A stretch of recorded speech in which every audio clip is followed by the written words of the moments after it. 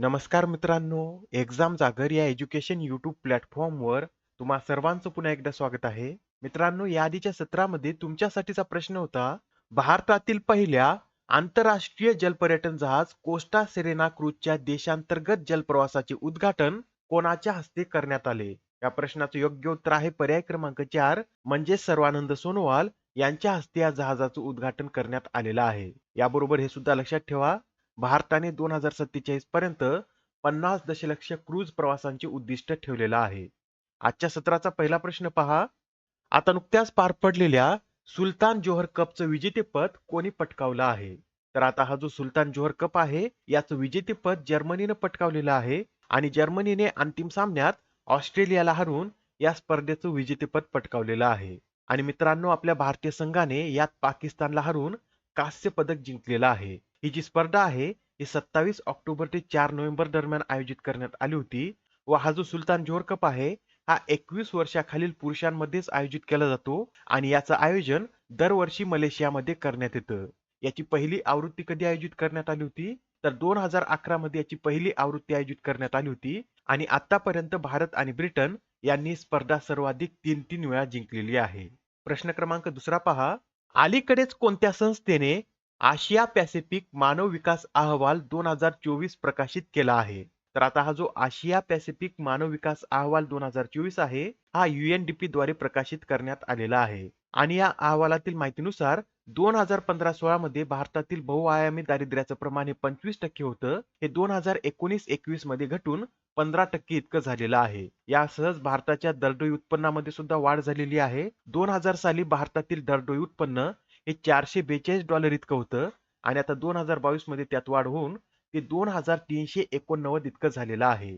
आणि 2004 ते 2019 दरम्यान भारतातील दारिद्र्य दर हा 40% वरून 10% पर्यंत घसरलेला आहे. आणि आंतरराष्ट्रीय गरिबी मापनानुसार जो व्यक्ती दर दिवशी $2.15 सुद्धा खर्च करू शकत नाही त्या व्यक्तीला आंतरराष्ट्रीय दृष्ट्या गरीब मानलं जातं. हा पॉइंट सुद्धा लक्षात ठेवा, एक्झाम मध्ये यावर सुद्धा आपल्याला प्रश्न विचारला जाऊ शकतो. आणि आता जे UNDP आहे याचं फुल फॉर्म काय आहे?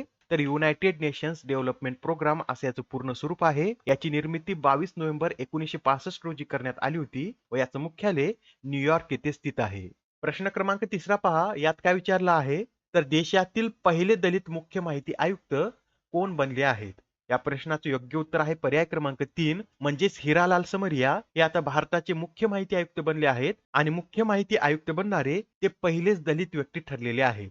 त्यांना आता राष्ट्रपती द्रौपदी मुर्मू यांनी मुख्य माहिती आयुक्त म्हणून शपथ दिलेली आहे. याआधी 7 नोव्हेंबर 2020 पासून समरिया हे माहिती आयुक्त म्हणून कार्यरत होते आणि आता ते मुख्य माहिती आयुक्त बनलेले आहेत. त्यांचा जन्म राजस्थान मधील आहे आणि ते 1985 च्या बॅचचे IAS अधिकारी आहेत. त्यांच्यासोबत 2 माहिती आयुक्तांची सुद्धा नियुक्ती करण्यात आलेली आहे. त्यांची नावे सुद्धा नोट करून घ्या. यामध्ये आनंदी रामलिंगम आणि विनोद कुमार तिवारी यांची माहिती आयुक्त म्हणून नियुक्ती करण्यात आलेली आहे. बरं, सेंट्रल इन्फॉर्मेशन कमिशन विषयी हे सुद्धा नोट करून घ्या. सेंट्रल इन्फॉर्मेशन कमिशन ही एक वैधानिक संस्था असून माहितीचा अधिकार कायदा 2005 च्या तरतुदीनुसार 12 ऑक्टोबर 2005 रोजी याची स्थापना झालेली आहे. आणि या कमिशन मधील जे मुख्य आयुक्त असतात ते 3 वर्ष किंवा वयाच्या 65 वर्षापर्यंत जे आधी घडेल तोपर्यंत या पदावर कार्यरत राहतात. प्रश्न क्रमांक 14 पहा. कोणत्या देशाच्या कंपनीने भारतीय संरक्षण प्रकल्पात 100% FDI साठी मंजुरी मिळवली आहे? तर आता अलीकडेच स्वीडन या देशामधील कंपनीने भारतीय संरक्षण प्रकल्पात 100% FDI साठी मंजुरी मिळवलेली आहे आणि भारतीय संरक्षण प्रकल्पात 100% FDI प्राप्त करणारी ही पहिलीच कंपनी ठरलेली आहे. त्या कंपनीचं नाव काय आहे? तर साब असं त्या कंपनीचं नाव आहे आणि या कंपनीला हरियाणामध्ये कारखाना सुरू करण्यासाठी ही मान्यता देण्यात आलेली आहे आणि या कारखान्यात anti armour, anti tank bunker आणि रॉकेट लॉन्चर देखील तयार केले जाणार आहेत.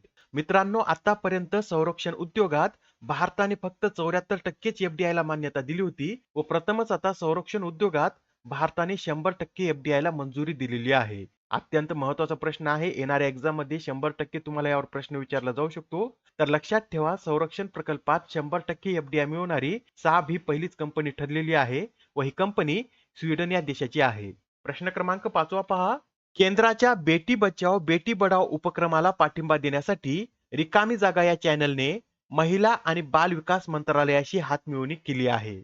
तर आता अलीकडेच कलर्स या चॅनलने केंद्राच्या बेटी बचाओ बेटी पढाओ उपक्रमाला पाठिंबा देण्यासाठी महिला आणि बाल विकास मंत्रालयाशी हातमिळवणी केलेली आहे. या उपक्रमाला पाठिंबा देण्यासाठी कलर्सवर डोरी ही मालिका सुरू करण्यात आलेली आहे. आता हा प्रश्न पहा, यामध्ये काय विचारलेला आहे, तर केरळ ज्योती या केरळ राज्यातील सर्वोच्च पुरस्काराने कोणाला सन्मानित करण्यात आले? मित्रांनो, केरळमधील हा सर्वोच्च पुरस्कार आहे व या पुरस्काराने टी पद्मनाभन यांना सन्मानित करण्यात आलेला आहे. आणि टी पद्मनाभन यांना हा पुरस्कार कशासाठी देण्यात आला आहे, तर मल्याळम साहित्यातील अतुलनीय योगदानासाठी त्यांना हा पुरस्कार देण्यात आलेला आहे. आणि मित्रांनो, 2021 मध्ये केरळ राज्याने पद्म पुरस्काराच्या धर्तीवर केरळ पुरस्कार सुरू केलेले आहेत व या अंतर्गत केरळ ज्योती, केरळ प्रभा आणि केरळ श्री हे 3 पुरस्कार देण्यात येतात.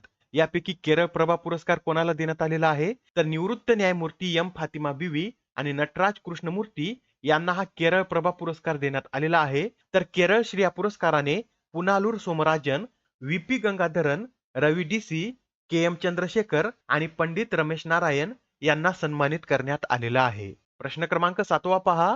आयसीसी विश्वचषक 2023 साठी केलेल्या नियमानुसार नव्या फलंदाजाने किती मिनिटाच्या आत चेंडूला सामोरे जाणे गरजेचे आहे?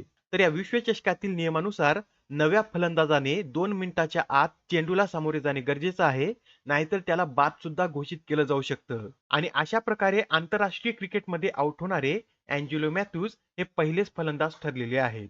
अँजेलो मॅथ्यूज हे कोणत्या देशाचे खेळाडू आहेत, तर ते श्रीलंका या देशाचे खेळाडू आहेत आणि बांगलादेश विरुद्धच्या सामन्यामध्ये त्यांना अशाच प्रकारे टाइम आउट देण्यात आलेला आहे. प्रश्न क्रमांक 8वा पहा. आता नुकतेच पी कन्नन यांचे वयाच्या 74व्या वर्षी निधन झालं आहे, तर ते कोणत्या राज्य अथवा केंद्रशासित प्रदेशाच्या विधानसभेचे माजी अध्यक्ष होते? तर आता हे जे पी कन्नन आहेत हे पुदुचेरी या केंद्रशासित प्रदेशाच्या विधानसभेचे माजी अध्यक्ष होते आणि आता त्यांचं वयाच्या 74व्या वर्षी निधन झालेलं आहे. याबरोबरच अजून एक निधन वार्ता नोट करून घ्या. अलीकडेच आता लीला ओमचेरी यांचं वयाच्या 94व्या वर्षी निधन झालेलं आहे. त्या एक शास्त्रीय संगीतकार आणि संगीत तज्ञ होत्या आणि त्यांचं मुख्यतः संशोधन हे कर्नाटक आणि हिंदुस्थानी संगीतावर केंद्रित होतं. प्रश्न क्रमांक 9 पहा. अलीकडेच कोणत्या कंपनीने एआय चॅटबॉट ग्रोक लॉन्च केला आहे? तर आता हा जो एआय चॅटबॉट ग्रोक आहे हा एक्स या कंपनीनं लॉन्च केलेला आहे. मित्रांनो, याआधी जी ट्विटर कंपनी होती ती एलॉन मस्क यांनी विकत घेऊन त्याला एक्स असं नाव दिलेलं आहे आणि आता एक्सने एआय चॅटबॉट ग्रोक लॉन्च केलेला आहे. व हा जो एआय चॅटबॉट ग्रोक आहे याची सुविधा एक्सचे सबस्क्रिप्शन घेतलेल्या व्यक्तींनाच मिळणार आहे. आजच्या सत्रामधील शेवटचा प्रश्न पहा. दरवर्षी जागतिक रेडिओग्राफी दिवस कधी साजरा केला जातो? तर आता हा जो जागतिक रेडिओग्राफी दिवस आहे हा 8 नोव्हेंबर रोजी साजरा केला जातो आणि हा दिवस 2012 मध्ये पहिल्यांदा साजरा करण्यात आला होता. याबरोबरच हे सुद्धा नोट करून घ्या, 7 नोव्हेंबर रोजी बाल संरक्षण दिवस साजरा केला जातो. आजच्या सत्रामधील तुमच्यासाठीचा प्रश्न पहा. जगातील पहिलं जलविद्यापीठ भारतातील कोणत्या राज्यात निर्माण करण्यात येत आहे? आता या प्रश्नाचं उत्तर कमेंटमध्ये देण्याचा प्रयत्न करा. उत्तर चुकलं तरी काय हरकत नाही, कारण ज्यावेळेस तुम्हाला या प्रश्नाचं योग्य उत्तर माहित होतं त्यावेळेस हा प्रश्न तुमच्या दीर्घकाळापर्यंत लक्षात राहतो. तर आता पुढच्या सत्रामध्ये पुन्हा भेटूया. धन्यवाद.